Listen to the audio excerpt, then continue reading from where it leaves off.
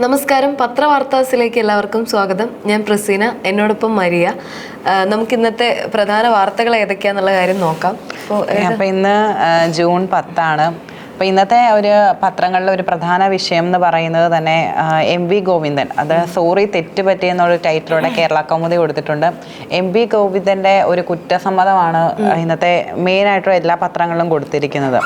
അതായത് ഇങ്ങനെ ഒരു തോൽവി മുൻകൂട്ടി മനസ്സിലാക്കാനായില്ല, പാർട്ടിക്ക് തെറ്റുപറ്റി, പയ്യന്നൂർ തളിപ്പറമ്പ് മണ്ഡലങ്ങളിൽ സ്ഥാനാർത്ഥി നിർണയത്തിലും വീഴ്ചയുണ്ടായി, നിയമസഭാ തിരഞ്ഞെടുപ്പിലെ ദയനീയ പരാജയ കാരണങ്ങൾ പരസ്യമായി ഏറ്റുപറഞ്ഞ CPM സംസ്ഥാന സെക്രട്ടറി MV ഗോവിന്ദൻ. അപ്പം നമുക്കറിയാം, നീണ്ട 10 വർഷക്കാലം LDF ആയിരുന്നു കേരളം ഭരിച്ചിരുന്നത്. കേരള ചരിത്രത്തിൽ ആദ്യമായിട്ടാണ് ഒരു റെക്കോർഡ് തിരുത്തിയത് ഇവർ തന്നെയായിരുന്നു. അപ്പം കേരളത്തിലെ ഒരു പരമ്പരാഗത രീതി എന്ന് പറയുന്നത് UDFന്റെ ഭരണത്തിന് ശേഷം LDF അങ്ങനെ മാറി മാറി വരുന്ന മുന്നണികളായിരുന്നു. അത് തിരുത്തി കുറിച്ചത് LDF ആയിരുന്നു. അപ്പോൾ 10 വർഷത്തെ ഭരണത്തിൽ വലിയ രീതിയിലുള്ള തെറ്റുകൾ, അത് അതായത് ആദ്യത്തെ 5 വർഷം നല്ലതായിരുന്നു. പക്ഷെ അതിന് രണ്ടാം തവണ പിണറായി സർക്കാർ അധികാരത്തിൽ കയറിയപ്പോഴത്തേക്കും വലിയ തെറ്റുകൾ പറ്റി എന്നുള്ളൊരു തിരിച്ചറിവാണ് ഇപ്പോൾ സംസ്ഥാന സെക്രട്ടറി ആയിരുന്ന MV ഗോവിന്ദൻ ഇപ്പോൾ ആ തിരിച്ചറിവ് അവർക്കുണ്ടായിട്ടുണ്ട്. അതുപോലെ പാർട്ടി പ്രവർത്തകരിൽ നിന്നും അണികളിൽ നിന്നും ഉയർന്ന വിമർശനങ്ങളുടെ പശ്ചാത്തലത്തിലാണ് സംസ്ഥാന കമ്മിറ്റി യോഗത്തിന് ശേഷമുള്ള ഗോവിന്ദന്റെ ഏറ്റുപറച്ചിൽ. ആദ്യമായാണ് CPM നേതൃത്വം വാർത്താ സമ്മേളനം വിളിച്ച തെറ്റുകൾ സമ്മതിക്കുന്നത്. അതിപ്പോൾ നമുക്കറിയാം, ഇപ്പം ഇവർ വിജയിച്ചപ്പോൾ തന്നെ ട്രോളുകൾ വന്നിരുന്നു സോഷ്യൽ മീഡിയയിൽ, ഇവരെ തോറ്റെന്ന് പറഞ്ഞ് മനസ്സിലാക്കാനാണ് പാടുന്നുള്ളതിൽ. അപ്പം അവരവരുടെ തെറ്റുകൾ ഇപ്പോൾ തുറന്ന് സമ്മതിച്ചിരിക്കുകയാണ്. ഇപ്പോൾ പാർട്ടിയുടെ മുന്നോട്ടുള്ള പദ്ധതികൾ എന്താകണമെന്ന് പൊതുജനങ്ങളിൽ നിന്ന് അഭിപ്രായം തേടുകയാണെന്ന് MV ഗോവിന്ദൻ പറഞ്ഞു. എല്ലാ മലയാളികൾക്കും അഭിപ്രായവും നിർദ്ദേശങ്ങളും പറയാം, തുറന്ന മനസ്സോടെ സ്വീകരിക്കും. അപ്പോൾ ഒരു വാട്സപ്പ് നമ്പരും അതുപോലെ മെയിൽ ID ഒക്കെ കൊടുത്തിട്ടുണ്ട്. അപ്പം ജനങ്ങളിൽ നിന്ന് പാർട്ടിക്ക് ഇനി മുന്നോട്ടുള്ള പദ്ധതികളിൽ എങ്ങനെ ജനങ്ങളുടെ ഒരു അഭിപ്രായമൊക്കെ അവർ സ്വീകരിക്കുമെന്ന തരത്തിലാണ് ഇപ്പോൾ അദ്ദേഹം പറയുന്നത്. എന്താണെങ്കിലും അത് നല്ലൊരു കാര്യം, കാരണം അവരുടെ ആ തോൽവിക്ക് ശേഷം തന്നെ അവർ വലിയ രീതിയിൽ ചർച്ചകളൊക്കെ വെക്കുകയുണ്ടായി. പാർട്ടിയിൽ നിന്ന് തന്നെ പിണറായി വിജയനും MV ഗോവിന്ദനും എതിരെ രൂക്ഷമായ വിമർശനവും ഉണ്ടാവുകയുണ്ടായി. ഇത്തരത്തിലുള്ള അവരുടെ ഒരു നടപടി തുടർന്ന് ആ പാർട്ടിക്ക് മുന്നോട്ട് വരാനുള്ള ഊറ്റം നൽകുന്ന ഒന്ന് തന്നെയാണ്. അപ്പം നമുക്കറിയാം, ഇങ്ങനെ അവരവരുടെ തെറ്റുകൾ മനസ്സിലാക്കാതെ മുന്നോട്ട് പോവുകയാണെങ്കിൽ LDF എന്ന പാർട്ടി തന്നെ ഇല്ലാതാകും. അപ്പോൾ അതിന് പകരം അവർക്ക് പറ്റിയ തെറ്റുകൾ മനസ്സിലാക്കി മുന്നോട്ട് പോയാൽ മാത്രമേ അടുത്ത തിരഞ്ഞെടുപ്പിൽ LDFന് വീണ്ടും തിരിച്ചു വരാൻ കഴിയുള്ളൂ. അപ്പോൾ സാധാരണക്കാരുടെ പ്രശ്നങ്ങൾ പരിഹരിച്ചില്ലെന്നും അദ്ദേഹം പറയുന്നുണ്ട്. സാധാരണക്കാരുടെ പ്രശ്നങ്ങൾ പൂർണ്ണമായും പരിഹരിക്കാൻ സർക്കാരിനായില്ല. അതുപോലെ തന്നെ സർക്കാരിൻ്റെ നേട്ടങ്ങൾ ജനങ്ങളിൽ എത്തിക്കുന്നതിൽ വീഴ്ച പറ്റി. വ്യാജ പ്രചരണം പ്രതിരോധിക്കാൻ സംഘടനാപരമായ ദൗർബല്യങ്ങൾ തടസ്സമായി. അയ്യപ്പ സംഗമത്തിൽ ഉത്തർപ്രദേശ് മുഖ്യമന്ത്രി യോഗി ആദിത്യനാഥിന്റെ സന്ദേശം വായിച്ചതിൽ തെറ്റുപറ്റി. അത് സംഘടിപ്പിച്ചത് സർക്കാർ അല്ലെന്നും ദേവസ്വം ബോർഡാണെന്നും വ്യക്തമാക്കാനായില്ല. അതുപോലെ തന്നെ സ്വർണ്ണക്കൊള്ള കേസിൽ ആരോപണം ഉണ്ടായപ്പോൾ തന്നെ പത്മകുമാറിനെതിരെ കടുത്ത നടപടി സ്വീകരിച്ചില്ലെന്ന പ്രചാരണം തിരഞ്ഞെടുപ്പിൽ ബാധിച്ചു. മറ്റൊന്ന്, ന്യൂനപക്ഷങ്ങൾക്കെതിരെ നടത്തിയ പരാമർശങ്ങളെ പ്രതിരോധിക്കുന്നതിൽ പോരായ്മ സംഭവിച്ചു. വ്യാജ പ്രചാരണങ്ങളെ പ്രതിരോധിക്കാൻ സംഘടനാപരമായ ദൗർബല്യങ്ങൾ തടസ്സമായി. എല്ലാ വിഭാഗങ്ങളിൽ നിന്നും CPMന് വോട്ടുകൾ കുറഞ്ഞു. SIR കൊണ്ടുവന്നത് പിണറായി സർക്കാരാണെന്ന പ്രചാരണം ന്യൂനപക്ഷങ്ങളെ ബാധിച്ചു. അപ്പോൾ വലിയ രീതിയിലുള്ള തെറ്റുകൾ പിണറായി സർക്കാരിന് പറ്റിയിട്ടുണ്ടെന്ന തിരിച്ചറിവ് MV ഗോവിന്ദൻ ഇപ്പോൾ ഉണ്ടായിട്ടുണ്ട്. പല രീതിയിലുള്ള തെറ്റിദ്ധാരണകളെല്ലാം ഇപ്പോൾ പറയുകയുണ്ട്. അപ്പോൾ ഇനിയെങ്കിലും നല്ല രീതിയിൽ ജനങ്ങൾക്ക് വേണ്ടിയിട്ട് പ്രവർത്തിച്ച്, ഇപ്പോൾ പ്രതിപക്ഷത്തിരിക്കുമ്പോൾ തന്നെ ജനങ്ങളുടെ ക്ഷേമത്തിന് വേണ്ടി പ്രവർത്തിച്ച് നല്ല രീതിയിൽ മുന്നോട്ട് പോവുകയാണെങ്കിൽ അവർക്ക് എന്താണെങ്കിലും നല്ലൊരു തിരിച്ചുവരവ് തന്നെ തിരിച്ചുവരവിൽ അവർക്ക് നടത്താൻ സാധിക്കും. എന്തായാലും ഈ ഒരു ഏറ്റുപറച്ചിൽ എന്തായാലും നല്ലൊരു തുടക്കമാകട്ടെ എന്ന് നമുക്ക് പ്രത്യാശിക്കാം. മറ്റൊരു വാർത്ത, എക്സാലോജിക് കേസ് അടുത്ത ഘട്ടത്തിലേക്ക് എന്നുള്ളൊരു വാർത്തയാണ്. വീണയ്ക്ക് സമൻസ്. CMR എക്സാലോജിക് സാമ്പത്തിക ഇടപാടുമായി ബന്ധപ്പെട്ട കള്ളപ്പണ കേസിൽ പ്രതിപക്ഷ നേതാവ് പിണറായി വിജയന്റെ മകൾ T വീണയ്ക്ക് എൻഫോഴ്സ്മെന്റ് ഡയറക്ടറേറ്റ് സമൻസ് അയച്ചു. ചോദ്യം ചെയ്യലിന് ഈ മാസം 12-ന് EDയുടെ കൊച്ചി ഓഫീസിൽ ഹാജരാക്കണം. CMRL managing director SN Sasidharan Kartha, ഭാര്യ ജയ S കർത്ത, മകൻ Sharan S Kartha, company senior manager NC Chandrasekhar, senior officer Anju Rachel Kuruvila, chief financial officer K Suresh Kumar എന്നിവർക്കും വിവിധ ദിവസങ്ങളിൽ നേരിട്ട് ഹാജരാക്കാൻ സമൻസ് അയച്ചിട്ടുണ്ട്. നമുക്കറിയാം, എക്സാലോജിക് സൊല്യൂഷൻ സേവനമൊന്നും നൽകാതെ CMRL കമ്പനിക്ക് 2.7 കോടി രൂപ കൈപ്പറ്റിയെന്നും ഇവരുടെ സഹോദര സ്ഥാപനത്തിന്റെ അക്കൗണ്ടിൽ നിന്ന് 50 ലക്ഷം രൂപ വായ്പയായി നേടിയെന്നതുമാണ് EDയുടെ കേസായിട്ട് ഉണ്ടായിരുന്നത്. എന്നാൽ ഇപ്പോൾ സുപ്രീം കോടതി ഇഡിക്ക് പൂർണ്ണ സ്വാതന്ത്ര്യം നൽകിയിരിക്കുകയാണ് അന്വേഷണത്തിൽ. അപ്പൊ അവരുടെ ഘട്ടം ഘട്ടമായിട്ടുള്ള അന്വേഷണ നടപടികളാണ് ഇപ്പൊ വന്നുകൊണ്ടിരിക്കുന്നത്. ഇതിനകത്ത് ഇപ്പം വീണയുടെ നീക്കങ്ങൾ നമുക്ക് നിർണായകമായിരിക്കും. കാരണം അവര് പ്രതിരോധിക്കാനേ നോക്കത്തുള്ളൂ. അപ്പം ചോദ്യം ചെയ്യൽ സംബന്ധിച്ച് വീണ വിജയനും സി എം ആറിലും എടുക്കുന്ന നിലപാട് നിർണായകമായിരിക്കും. അപ്പൊ സമൻസ് ലഭിച്ചെങ്കിലും വ്യക്തമായ കാരണങ്ങൾ രേഖാമൂലമോ അഭിഭാഷകൻ വഴിയോ അറിയിച്ച് ഹാജരാക്കൽ നീട്ടിവെപ്പിക്കാം. അപ്പോൾ അങ്ങനെ ഒരു സാധ്യതയും കൂടെ നിലനിൽക്കുന്നുണ്ട്. അതുപോലെ തന്നെ 3 തവണ വരെ ഇങ്ങനെ ചെയ്യാം. അപ്പം 3 സമൻസിലും ഹാജരായില്ലെങ്കിൽ വ്യക്തി ഉള്ളിടത്തെത്തി ചോദ്യം ചെയ്യാൻ ഇഡിക്ക് അധികാരമുണ്ട്. അപ്പം 3 തവണ ഇത്തരത്തിൽ സമൻസ് നീട്ടിവെക്കാൻ കഴിയും. പക്ഷെ അത് കഴിഞ്ഞിട്ടും വന്നില്ലെങ്കിൽ നമുക്ക് ഇഡിക്ക് നേരിട്ട്, അതായത് ആ വ്യക്തി എവിടെയാണോ ഉള്ളത് അവിടെ ചെന്ന് ചോദ്യം ചെയ്യാനുള്ള ഒരു അധികാരവുമുണ്ട്. അപ്പോൾ എന്താണെങ്കിലും ഈ കേസ് ഇനി അധികകാലം നീണ്ടു നിൽക്കുമെന്ന് എനിക്ക് തോന്നുന്നില്ല. കാരണം ഇപ്പൊ ഇഡി നല്ല രീതിയിലുള്ള ഒരു മികച്ച അവർക്കെതിരെ ആക്രമണം കൂടി ഉണ്ടായതിന്റെ സ്ഥിതിക്ക് എല്ലാം കൂടെ ചേർത്തിട്ടുള്ള പെട്ടെന്ന് തന്നെ ഇതിനൊരു തീരുമാനം ഉണ്ടാക്കുന്നതായിരിക്കും അവര് നമുക്ക് പ്രതീക്ഷിക്കാം.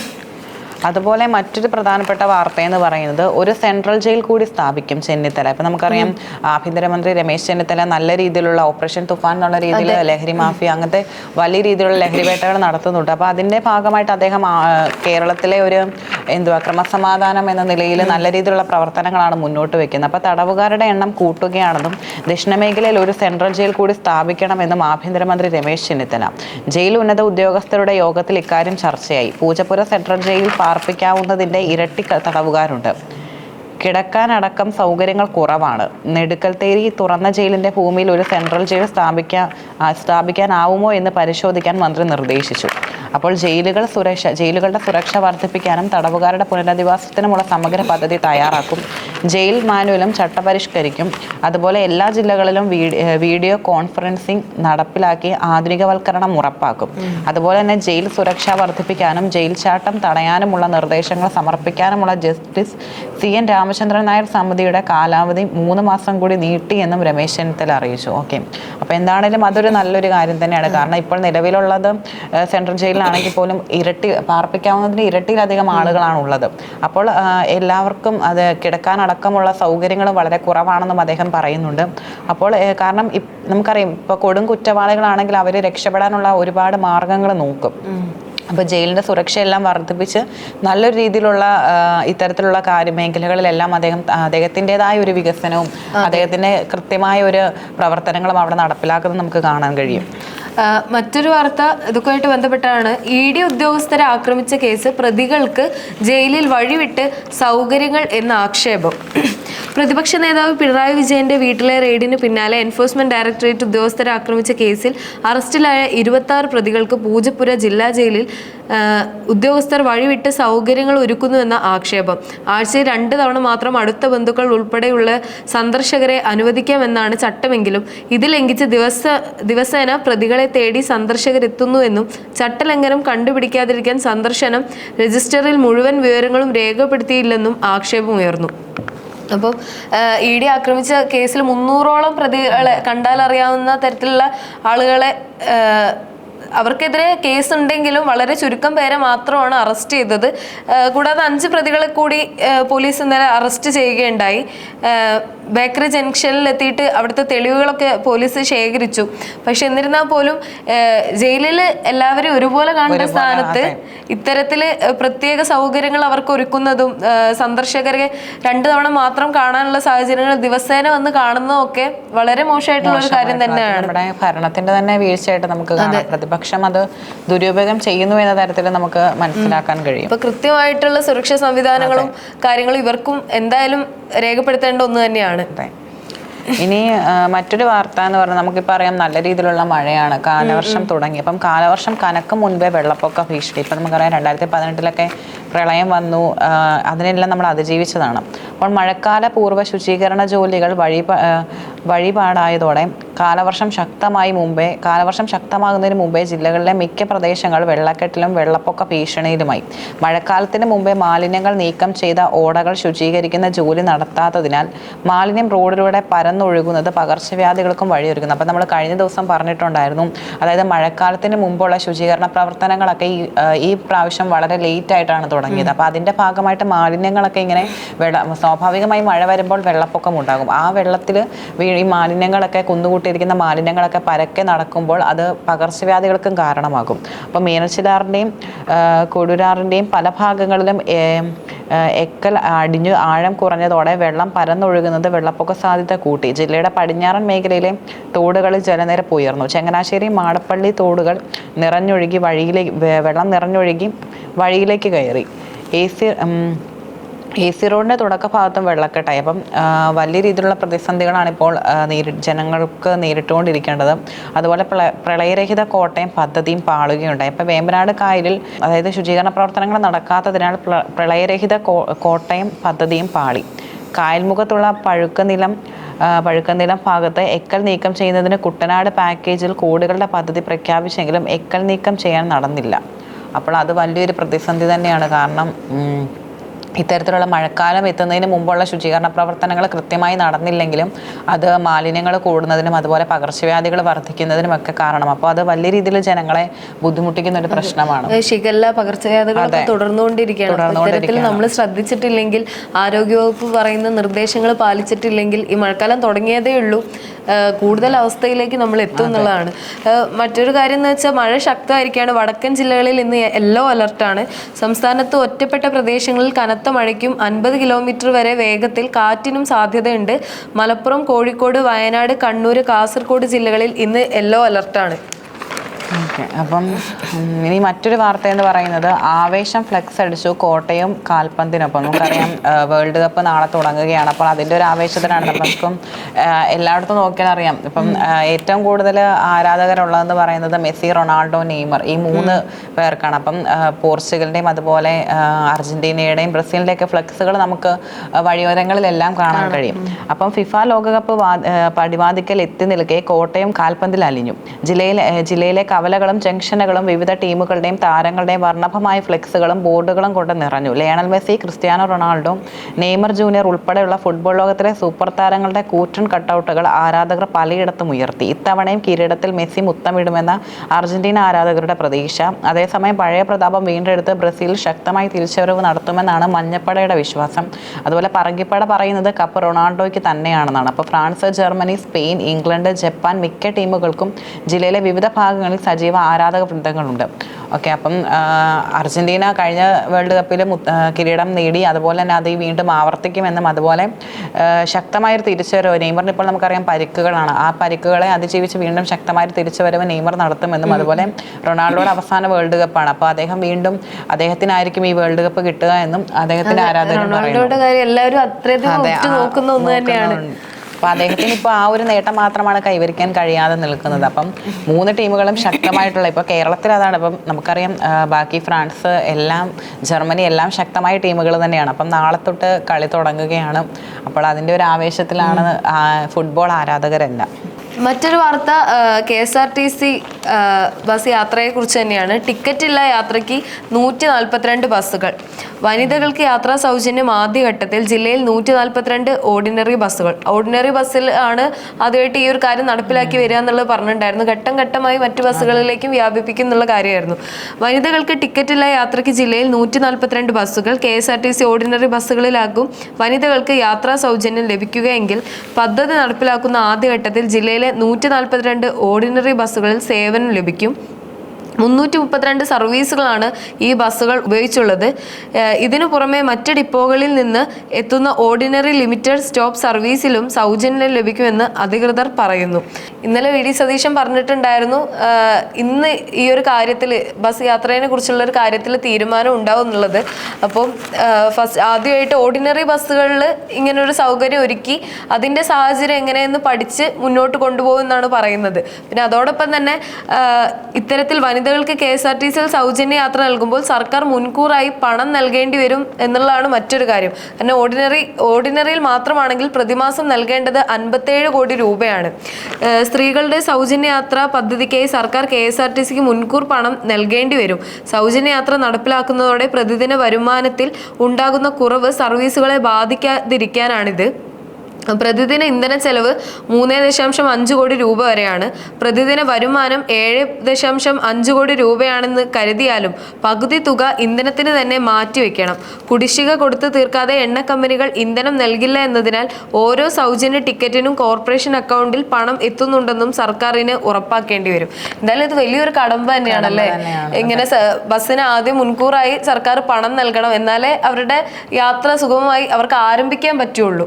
അത് തുടങ്ങിയിട്ടുള്ള കാര്യം. അപ്പോൾ ഇത്തരത്തിലുള്ള പദ്ധതികളും കാര്യങ്ങളും നിലനിൽക്കുമ്പോൾ ഇവരതിനെ എങ്ങനെ മാനേജ് ചെയ്യുന്നുള്ളതാണ്. നേരത്തെ തന്നെ അത് മനസ്സിലാക്കി അതിനനുസരിച്ചുള്ള ഒരു തീരുമാനം എടുക്കണമായിരുന്നു. കാരണം വെറുതെ വോട്ട് കിട്ടാൻ വേണ്ടിയിട്ട്, വിജയിക്കാൻ വേണ്ടിയിട്ട് മാത്രം വാഗ്ദാനങ്ങൾ നൽകിയത് കൊണ്ട് കാര്യമില്ല. അപ്പം അതുമായിട്ട് ബന്ധപ്പെട്ട മറ്റൊരു വാർത്തയെന്ന് പറയുന്നത് സൗജന്യ ബസ് യാത്ര മലബാർ മേഖലയ്ക്ക് നിരാശ. തലസ്ഥാനത്തിന്റെ നഗരത്തിൽ കൂടുതലും സിറ്റി ഫാസ്റ്റ്. അപ്പോൾ അത് നമ്മളിപ്പം ഏറ്റവും കൂടുതൽ ഉയർന്നൊരു വിമർശനം അത് തന്നെയായിരുന്നു. ഈ മലബാർ മേഖലയിലുള്ളവർക്ക് ഈ സൗകര്യം, സ്ത്രീകൾക്ക് ഈ സൗകര്യം ലഭിക്കുന്നില്ല എന്ന തരത്തിലും. അപ്പോൾ സംസ്ഥാനത്ത് ഈ മാസം 15 മുതൽ സ്ത്രീകൾക്ക് സൗജന്യ ബസ് യാത്ര അനുവദിക്കുമ്പോൾ അതിന്റെ നേട്ടം മലബാർ മേഖലകളിലുള്ളവർക്ക് നാമമാത്രമായി ലഭിക്കും. വടക്കൻ ജില്ലകളിലെ KSRTC ബസ്സുകളുടെ എണ്ണം തീരെ കുറവായതാണ് കാരണം. അവിടെ സ്വകാര്യ ബസ്സുകളാണ് കൂടുതലും ഉള്ളത്. അതുപോലെ 3123 ബസ്സുകളാണ് ഓർഡിനറി വിഭാഗത്തിൽ KSRTCക്ക് ഉള്ളത്. ഇതിൽ സർവീസ് നടത്തുന്നത് 1600 മുതൽ 1800 മാത്രം. അപ്പം 3123 ബസ്സുകൾ ഉള്ളതിൽ 1600 മുതൽ 1800 വരെയാണ് സർവീസ് നടത്തുന്നത്. അപ്പോൾ അതിൽ 500-ലധികം ബസ്സുകൾ കട്ടപ്പുറത്താണ്. തിരുവനന്തപുരം ജില്ലയിലാണ് കൂടുതൽ ബസ്സുകൾ ഉള്ളത്. അപ്പോൾ 1498 ബസ്സുകളാണ് തിരുവനന്തപുരം ജില്ലയിലുള്ളത്. എന്നാൽ തലസ്ഥാന നഗരത്തിലെ സിറ്റി, പേരൂർക്കട, പാപ്പനംകോട്, വികാസ് ഭവൻ ഡിപ്പോകളിൽ നിന്നും ഓപ്പറേറ്റ് ചെയ്യുന്ന നാമമാത്രമായ ബസ്സുകൾ ഒഴികെ ബാക്കിയെല്ലാം സിറ്റി ഫാസ്റ്റായി മാറിക്കഴിഞ്ഞു. വരുമാനം വർദ്ധിപ്പിക്കാനുള്ള കുറുക്കുവഴിയായിട്ടാണ് ഓർഡിനറി ബസ്സുകളെ സിറ്റി ഫാസ്റ്റ് ആക്കിയത്. അപ്പം വരുമാനം വർദ്ധിപ്പിക്കുന്നതിന് വേണ്ടിയിട്ടാണ് ഓർഡിനറി മാറ്റി സിറ്റി ഫാസ്റ്റ് ആക്കി മാറ്റിയത്. അപ്പം ഇവയെ സൗജന്യ സർവീസിൽ ഉൾപ്പെടുത്തേണ്ട എന്നാണ് നിലവിലെ തീരുമാനം. അപ്പം ഇന്നത്തെ മന്ത്രിസഭാ യോഗത്തിൽ മറിച്ചൊരു തീരുമാനം ഉണ്ടായാൽ മാത്രമേ തിരുവനന്തപുരം നഗരത്തിലും സൗജന്യയാത്രയുടെ കാര്യത്തിൽ കാര്യമായ ഗുണം വനിതകൾക്ക് ലഭിക്കുകയുള്ളൂ. അപ്പം നമുക്കറിയാം സർക്കാർ പറഞ്ഞിരിക്കുന്നത് എല്ലാ സ്ത്രീകൾക്കും സൗജന്യ യാത്ര എന്നാണ്. അപ്പം തുടക്കത്തിൽ ഇങ്ങനെ പറഞ്ഞിരുന്നില്ല, ഓർഡിനറി മാത്രമെന്ന് പറഞ്ഞിരുന്നില്ല, KSRTC മാത്രമേ പറഞ്ഞിരുന്നുള്ളൂ. അപ്പോൾ ഇപ്പോൾ നമുക്കറിയാം ഓർഡിനറി ബസ് പൊതുവെ കുറവാണ് പല മേഖലകളിലും. അതായത് ഇപ്പോൾ മലബാർ മേഖല പറഞ്ഞു, അപ്പം കോട്ടയത്തിൻ്റെ തന്നെയാണെങ്കിലും അതുപോലെ എറണാകുളം ആണെങ്കിലും അതായത് ജില്ലകളിലെ പല മേഖലകളിലും ഓർഡിനറി ബസ്സിൻ്റെ ലഭ്യത കുറവുണ്ട്. കാരണം കൂടുതലും അവർക്ക് വരുമാനത്തിന് വേണ്ടി ഫാസ്റ്റും സൂപ്പർ ഫാസ്റ്റും ഒക്കെയാണ് അവർ ഇറക്കുന്നത്. അപ്പം അങ്ങനെ ഒരു പ്രശ്നവും കൂടെ ഇതിനകത്ത് നിലനിൽക്കുന്നുണ്ട്. അപ്പോൾ അതെല്ലാം എല്ലാ വിമർശനങ്ങളെയും അതിജീവിച്ച് അത് ഒരു നല്ലൊരു പരിഹാരം കണ്ടെത്തിയാൽ മാത്രമേ ഉള്ളൂ സർക്കാരിന് ഇത് കൃത്യമായിട്ട് നടപ്പിലാക്കാൻ കഴിയുകയുള്ളൂ. മറ്റൊരു വാർത്ത, ധവളപത്രത്തിന് ബദൽ രേഖയുമായി LDF എത്തിയിരിക്കുന്നു എന്നുള്ളൊരു കാര്യമാണ്. സർക്കാരിൻ്റെ ധവളപത്രത്തിന് ബദലായി LDF ധവളപത്രത്തിൻ്റെ പശ്ചാത്തലത്തിലുള്ള വസ്തുതാന്വേഷണ രേഖ പുറത്തിറക്കും. കഴിഞ്ഞ 10 വർഷത്തെ സാമ്പത്തിക മാനേജ്മെന്റ് ഉൾപ്പെടുന്നതാകും ഈ രേഖ. 2 പിണറായി സർക്കാരുകളിലെ ധനമന്ത്രിയായിരുന്ന TM തോമസ് ഐസക്കും KN ബാലഗോപാലും നേതൃത്വം നൽകും. സർക്കാരിൻ്റെ ധവളപത്രത്തിലെ വസ്തുതാവിരുദ്ധമായ കണ്ടെത്തലുകളും പരാമർശങ്ങളും ചൂണ്ടിക്കാട്ടുകയാണ് ഉദ്ദേശം. ഒപ്പം ഭാവിയിലെ സാമ്പത്തിക മാനേജ്മെന്റിനായുള്ള കാഴ്ചപ്പാടും മുന്നോട്ട് വെക്കും. എന്തായാലും ധവളപത്രം VD സതീശൻ അതിനെക്കുറിച്ച് സംസാരിച്ചു തുടങ്ങിയപ്പോൾ പ്രതിപക്ഷം വലിയ രീതിയിൽ അതിൻ്റെ തെറ്റുകുറ്റങ്ങൾ ചൂണ്ടിക്കാണിക്കുകയും അതിനെതിരെ സംസാരിക്കുകയൊക്കെ ചെയ്തിട്ടുണ്ടായിരുന്നു. എന്നാൽ അതിനിപ്പോൾ അവരൊരു ബദൽ രേഖയായിട്ട് കൊണ്ടുവരാൻ പോവുകയാണ്. കഴിഞ്ഞ സർക്കാരിൽ അവർ ചെയ്ത പ്രവർത്തനങ്ങളെ മുൻനിർത്തി സാമ്പത്തിക മാനേജ്മെന്റ് തുടങ്ങിയ കാര്യങ്ങളൊക്കെ ഉൾപ്പെടുത്തി അവരൊരു ബദൽ രേഖ മുന്നോട്ട് വെക്കുകയാണ്. അപ്പോൾ അതിൽ തീർച്ചയായും ഇപ്പോഴുള്ള ഈ ധവളപത്രത്തിലെ പരാമർശങ്ങളും കാര്യങ്ങളൊക്കെ എടുത്തു കാട്ടുകയും പുതിയ മാറ്റങ്ങൾക്കായിട്ടുള്ള നിർദ്ദേശങ്ങൾ അതിൽ രേഖപ്പെടുത്തുകയും ചെയ്യും. അപ്പോൾ എന്താ അതിൻ്റെ തുടർ കാര്യങ്ങൾ എന്നുള്ള വരും ദിവസങ്ങളിൽ എന്തായാലും വ്യക്തമാവുന്നതായിരിക്കും. ഇനി മറ്റൊരു പ്രധാന വാർത്തയെന്ന് പറയുന്നത് ഇന്ത്യയെ മാറ്റിമറിച്ച 12 വർഷങ്ങൾ. അതായത് 2026 ജൂൺ 10 നരേന്ദ്രമോദി പ്രധാനമന്ത്രിയായി തുടർച്ചയായി 4399 ദിവസങ്ങൾ പൂർത്തിയാക്കുന്ന ദിവസമാണ്.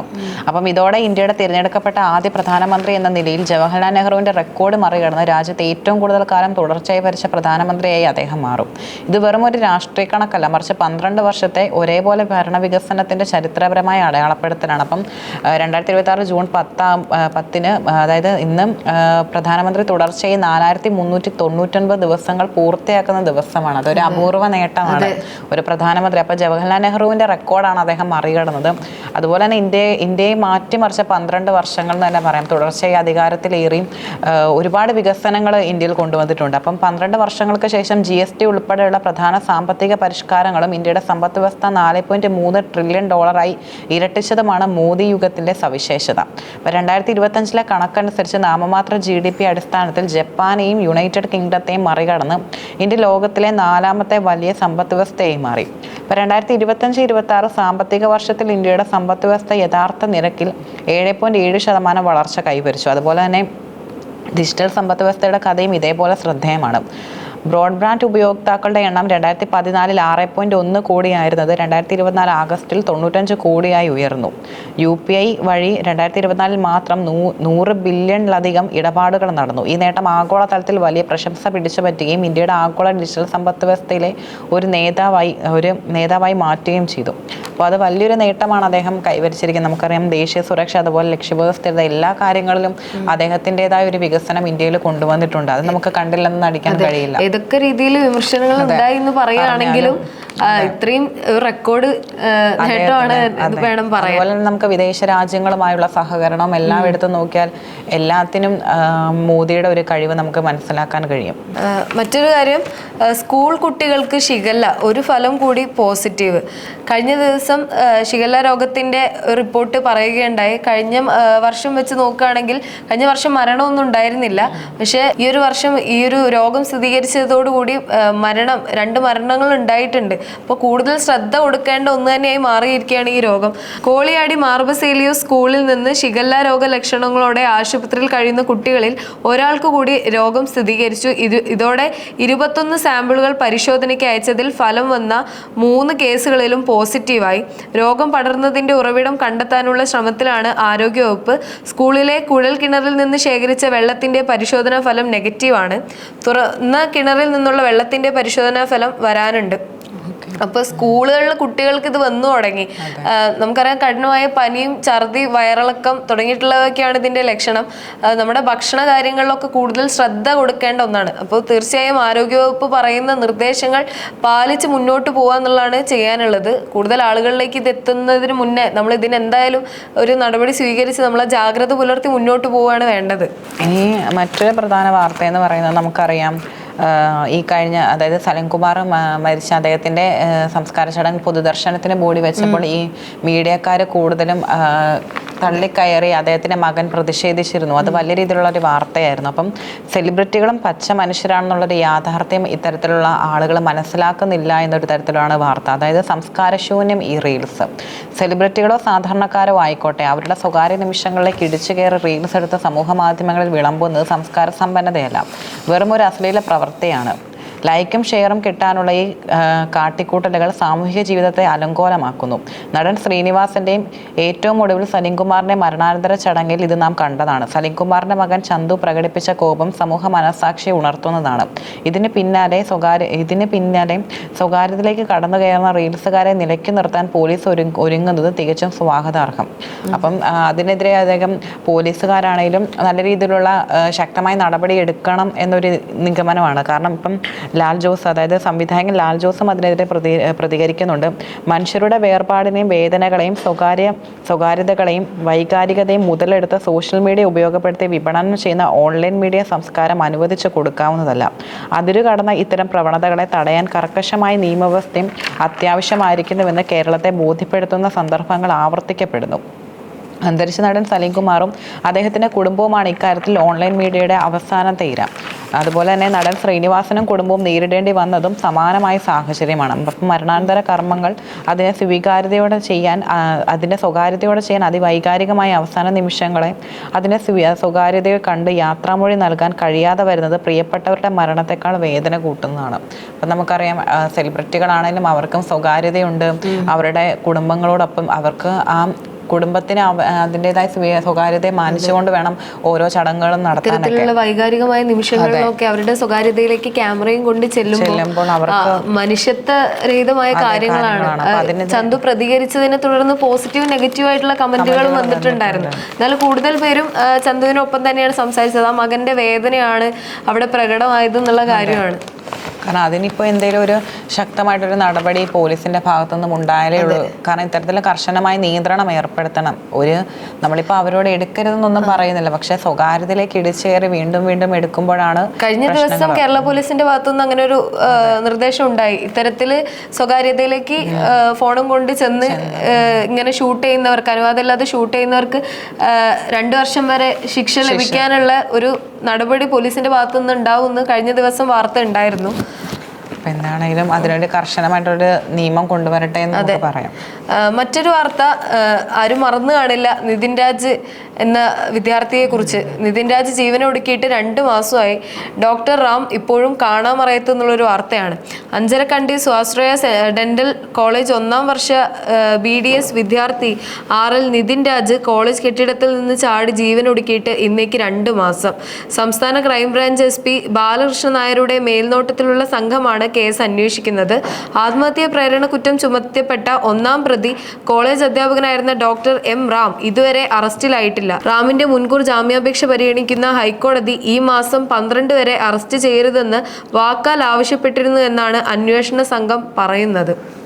അപ്പോൾ ഈ 1ാം പ്രതിയായ റാമിനെതിരെയായിരുന്നു കൂടുതൽ വിമർശനങ്ങളും കാര്യങ്ങളും വന്നിട്ടുണ്ടായിരുന്നു. ആ കോളേജിലെ വിദ്യാർത്ഥികളടക്കം പലരും പറഞ്ഞിട്ടുണ്ടായിരുന്നു ഈ റാം എന്ന അധ്യാപകൻ അവർക്കെതിരെ രൂക്ഷമായ വിമർശനങ്ങളും മാനസികമായി തളർത്തുന്ന രീതിയിൽ പല കാര്യങ്ങളും അദ്ദേഹം ചെയ്തു എന്ന തരത്തിലാണ്. എന്നിട്ടും 2 മാസം പിന്നിട്ടിട്ടും ആ പ്രതിയെ പിടിക്കാൻ ഇതുവരെ പോലീസിന് സാധിച്ചില്ല എന്ന് പറയുന്നത് ഏറെ വീഴ്ചയാണ്. അതെ, ഏറെ വീഴ്ച. കാരണം ഇതൊരു പണത്തിന്റെയും സ്വാധീനത്തിന്റെയും ഫലമാണെന്ന് നമുക്ക് പറയാൻ കഴിയും. കാരണം അത് നിതിൻ രാജ് ഒരുപാട്, അതായത് കുറെ സഹിച്ചിട്ടാണ്. കാരണം നമ്മളെ വേർതിരിച്ച് കാണുക, പാർഷ്വാലിറ്റി കാണിക്കുന്നത് തന്നെ ഒരു അധ്യാപകനെ സംബന്ധിച്ചിടത്തോളം ഏറ്റവും വലിയ തെറ്റാണ്. അപ്പം ഒരു വഴിയും ഇല്ലാതെയാണ് നിതിൻ രാജ് ജീവൻ ഒടുക്കിയത്. അപ്പം അതിന് പക്ഷെ സർക്കാരിന്റെ ഭാഗത്തുനിന്നും പോലീസിന്റെ ഭാഗത്തുനിന്നും കൃത്യമായൊരു നടപടി ഉണ്ടാകുന്നില്ല അതിന്. അതെ, അപ്പം എന്തായാലും അത് കാര്യത്തിൽ എന്തായാലും പെട്ടെന്നൊരു തീരുമാനം എടുക്കട്ടെ. നീതി നിഷേധം തന്നെയാണ് ഇത്തരത്തിൽ പ്രതിയെ പിടിക്കാൻ. നിതിൻ രാജിന് നീതി കിട്ടണമെങ്കിൽ അതിന് ഈ കേസിൽ എന്തെങ്കിലും തീരുമാനമാവണം. അപ്പൊ അത്രയും വേഗം പ്രതിയെ കണ്ടെത്തുക എന്നുള്ളതാണ് ചെയ്യേണ്ട ഒരു കാര്യം. ഇനി മറ്റൊരു പ്രധാനപ്പെട്ട വാർത്ത എന്ന് പറയുന്നത് കള്ളിൽ തൊട്ട് മദ്യനയം. അതായത് മദ്യവ്യാപനം നിയന്ത്രിക്കാനും അതുപോലെ പരമ്പരാഗത മേഖലയായ കള്ള് വ്യവസായത്തെ പുഷ്ടിപ്പെടുത്താനും മുൻതൂക്കം നൽകിയുള്ളതാകും UDF സർക്കാരിന്റെ മദ്യനയം എന്നാണ് സൂചന. ജൂൺ 19 ബഡ്ജറ്റ് അവതരണത്തിന് ശേഷമാണ് മദ്യനയ രൂപീകരണത്തിനുള്ള ചർച്ചകളിലേക്ക് കടക്കുക. അതായത് നിയമസഭാ തിരഞ്ഞെടുപ്പ് പ്രഖ്യാപിച്ചതിനാൽ 2025-26 അതേ നിരക്കിൽ മദ്യഷാപ്പുകളിലെ ലൈസൻസ് കാലാവധി നീട്ടി നൽകിയിരുന്നു. പുതിയ മദ്യനയം പ്രഖ്യാപിക്കുമ്പോൾ നയപരമായ മാറ്റം പാലിക്കണമെന്ന വ്യവസ്ഥ കാലാവധി നീട്ടി നൽകിയത്. മദ്യവ്യാപനത്തിനെതിരെ ബോധവൽക്കരണ പ്രവർത്തനം ശക്തമാക്കും. അപ്പം മദ്യവ്യാപനം നിയന്ത്രിക്കാനും ഇപ്പൊ നമുക്കറിയാം ഒരുപാട് മദ്യഷാപ്പുകളൊക്കെ ഉണ്ട്, ബാറുകളൊക്കെ. അപ്പൊ അതുപോലെ മദ്യവ്യാപനം നിയന്ത്രിക്കാനും പരമ്പരാഗത മേഖലയെ കള്ള് വ്യവസായത്തെ പുഷ്ടിപ്പെടുത്താനുമാണ് UDF സർക്കാർ കൂടുതലും ലക്ഷ്യമിടുന്നത്. അപ്പം നിലവിലെ മദ്യശാലകൾ എന്ന് പറയുന്നത് 903 ബാറുകളുണ്ട്. അതുപോലെ 333 വിദേശ മദ്യചില്ലറ വിൽപ്പനശാലകളുണ്ട്. 222 ബിയർ ആൻഡ് വൈൻ പാർലറുകളുണ്ട്. അതുപോലെ 4820 കള്ള് ഷാപ്പുകളാണുള്ളത്. അപ്പോൾ ബാർ ഉടമകൾ, കള്ള് ഷാപ്പ് ലൈസൻസുകൾ, വിദേശ മദ്യ കള്ള് മേഖലകളിൽ തൊഴിലാളികൾ എന്നിവരുടെ സംഘടനാ പ്രതിനിധികളുമായി വെവ്വേറെ ചർച്ച നടത്തും. മദ്യനിരോധന സമിതി ഭാരവാഹികളെയും ടൂറിസം മേഖലയിലെ സംഘടനാ പ്രതിനിധികളെയുമായി ബന്ധപ്പെട്ട വകുപ്പ് മേധാവികളുമായി ചർച്ച നടത്തും. ഇതിന്റെ അടിസ്ഥാനത്തിൽ സർക്കാർ ആവിഷ്കരിക്കുന്ന നയത്തിന്റെ കരട് എക്സൈസ് വകുപ്പ് തയ്യാറാക്കും. ഇത് UDF-ലും ചർച്ച ചെയ്യും.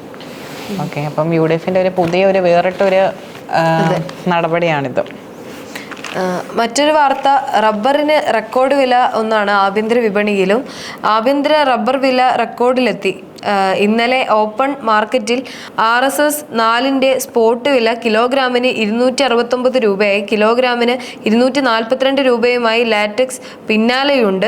കോട്ടയം കൊച്ചി മാർക്കറ്റിൽ RSS 4-ന്റെ വില 268 രൂപയായി ഉയർന്നു. അപ്പം എന്തായാലും റബ്ബർ കർഷകർക്ക് വളരെ ആശ്വാസം നൽകുന്ന ഒരു വാർത്തയാണ്. റബ്ബറിന്റെ വില റെക്കോർഡ് തലത്തിലേക്ക് ഉയർന്നിരിക്കുകയാണ്.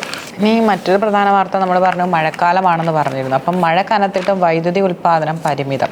അപ്പം കാലവർഷം ശക്തമായിട്ടും സംസ്ഥാനത്ത് വൈദ്യുതി ഉൽപ്പാദനം ഉയർത്താനാവുന്നില്ല. ഡാമുകളിൽ നീരൊഴുക്ക് ഇനിയും ശക്തമാകാത്തതാണ് കാരണം. അപ്പം വേനൽക്കാലമായപ്പോൾ നമുക്ക് വൈദ്യുതിയുടെ വലിയൊരു പ്രശ്നമുണ്ടായിരുന്നു. വൈദ്യുതി ഉൽപ്പാദിപ്പിക്കുന്നതിലൊക്കെ വലിയ രീതിയിലുള്ള പ്രതിസന്ധികൾ നിലനിന്നിരുന്നു. പക്ഷേ ഇപ്പോൾ കാലവർഷം തുടങ്ങിയിട്ടും സംസ്ഥാനത്ത് വൈദ്യുതി ഉൽപ്പാദനം ഉയർത്താൻ കഴിയുന്നില്ല. അപ്പോൾ ഡാമുകളിലെ നീരൊഴുക്ക് ഇനിയും ശക്തമാകാത്തതാണ് കാരണമായി ഇവർ ചൂണ്ടിക്കാണിക്കുന്നത്.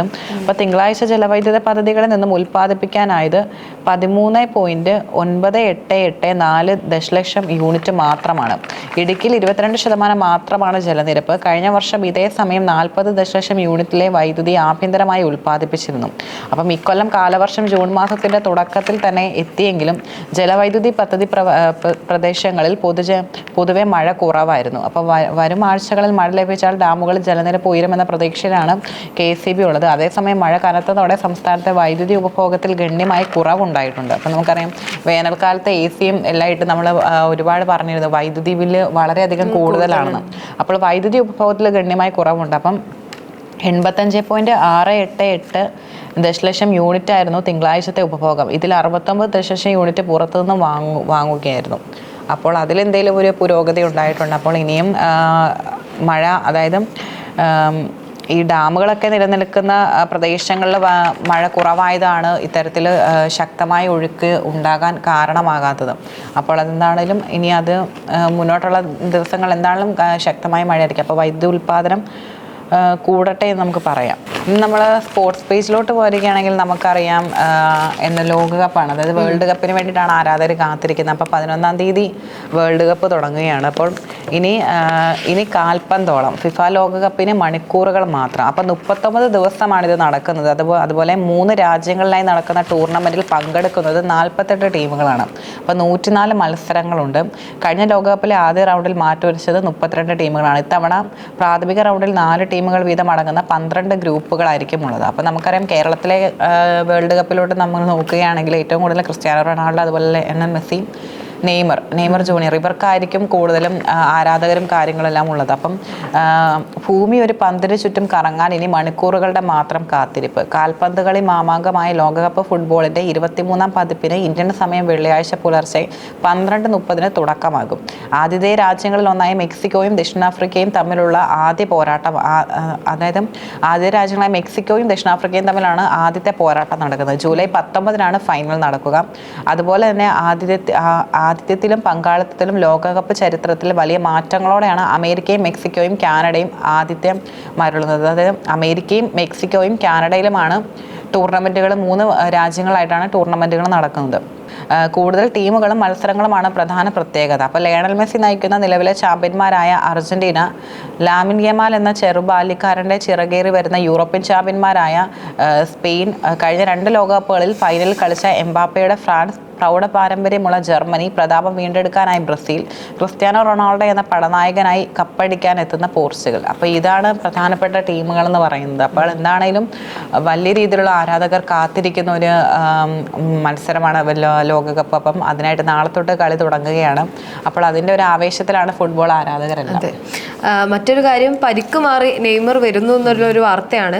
ലോകകപ്പ് ഒരുക്കങ്ങൾക്കിടെ പരിക്കിൻ്റെ പിടിയിലായ ബ്രസീലിയൻ സൂപ്പർ താരം നെയ്മർ സുഖം പ്രാപിക്കുന്നതായും ഉടൻ പരിശീലനത്തിനിറങ്ങുമെന്നും ബ്രസീലിയൻ ഫുട്ബോൾ കോൺഫെഡറേഷൻ അറിയിച്ചു. എന്തായാലും ബ്രസീലിയൻ ഫാൻസിന്, നെയ്മർ ഫാൻസിന് ഏറെ സന്തോഷം നൽകുന്ന ഒന്നാണ്. പരിക്ക് പിടിക്കപ്പെടുന്ന ഒരാളാണ് നെയ്മർ, എപ്പോഴും പരിക്കണം. അപ്പൊ തുടക്കത്തിലെ ലോകകപ്പ് അടുത്ത സമയത്ത് പറഞ്ഞിട്ടുണ്ടായിരുന്നു നെയ്മറിന് കളിക്കുന്നില്ല കാരണം പരിക്കാണെന്ന്. പക്ഷെ വീണ്ടും പരിക്കിനെ അതിജയിച്ച് അദ്ദേഹം എത്തിയിരിക്കുകയാണ്. 2 ആഴ്ച മുൻപാണ് നെയ്മറിന്റെ കാലിന്റെ പേശികൾക്ക് പരിക്കേറ്റത്. ചികിത്സയിൽ തുടരുന്ന 34-കാരൻ താരത്തെ കഴിഞ്ഞ ദിവസം MRI സ്കാനിങ്ങിന് വിധേയനാക്കിയിരുന്നു. എന്തായാലും സ്കാനിങ് റിപ്പോർട്ടിലൊന്നും വലിയ പ്രശ്നങ്ങളൊന്നും പറഞ്ഞിട്ടില്ല.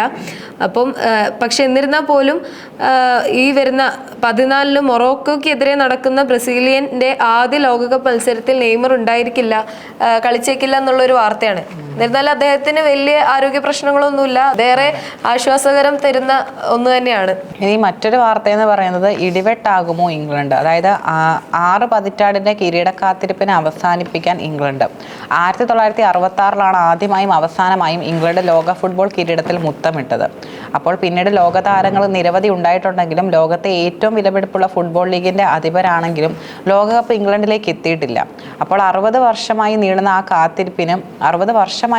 കാത്തിരിപ്പിന് ഇനിയെങ്കിലും അന്ത്യം കുറിക്കാനാണ് ഹാരി കെയ്ന്റെ നേതൃത്വത്തിൽ ഇംഗ്ലണ്ട് പട ഇറങ്ങുന്നത്. അപ്പം 1966-ലാണ് അവർക്ക് അവസാനമായിട്ട് ലോകകപ്പ് കിരീടത്തിൽ മുത്തമിടാൻ കഴിഞ്ഞത്. അപ്പം 60 വർഷത്തെ കാത്തിരിപ്പാണ്. അപ്പോൾ അപ്പോൾ ഇനി ഈ പ്രാവശ്യം എങ്ങനെയാണെന്ന് അറിയില്ല. അപ്പം എല്ലാവരും ആകാംക്ഷയോടെയാണ് ആര് കപ്പ് ഉയർത്തുമെന്ന കാര്യത്തിൽ കാത്തിരിക്കുന്നത്. അപ്പോൾ നമ്മൾ ഏകദേശം പത്രങ്ങളിലെ പ്രമുഖ വാർത്തകളെല്ലാം തന്നെ കവർ ചെയ്തിട്ടുണ്ട്. അതെ, അപ്പോൾ കൂടുതൽ വാർത്തകളും പുതിയ വിശേഷങ്ങളുമായിട്ട് അടുത്ത ദിവസം വരുന്നതായിരിക്കും.